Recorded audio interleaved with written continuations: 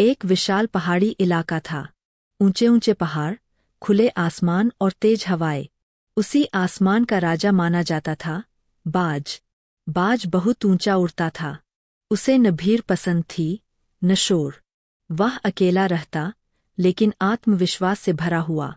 उसी इलाके में रहता था एक कौआ।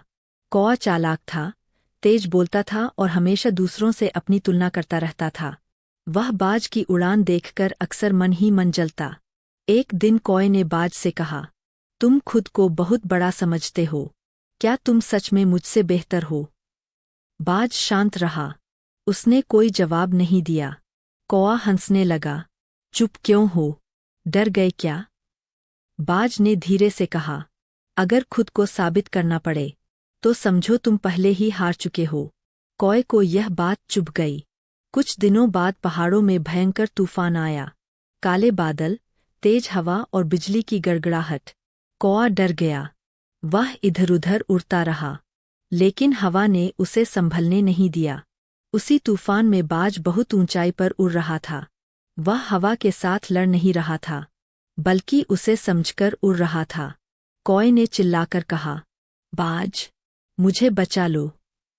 बाज नीचे उतरा और बोला, तुम हमेशा दूसरों की नकल करते रहे, लेकिन खुद को कभी नहीं जाना।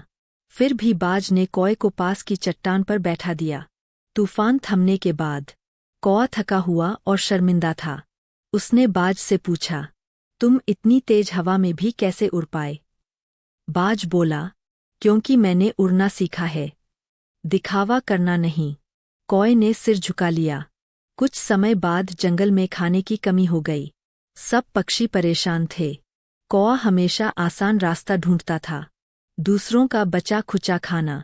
लेकिन इस बार वह तरीका काम नहीं आया।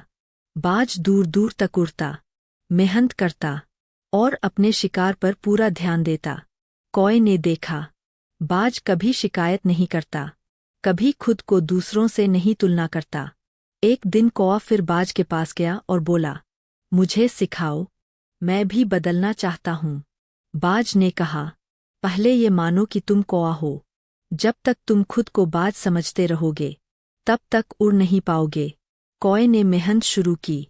वह रोज अभ्यास करने लगा, लंबी उड़ान भरने लगा, धैर्य रखना सीखने लगा। वह बाज नहीं बना, लेकिन पहले से कहीं बेहतर कौआ जरूर बन गया।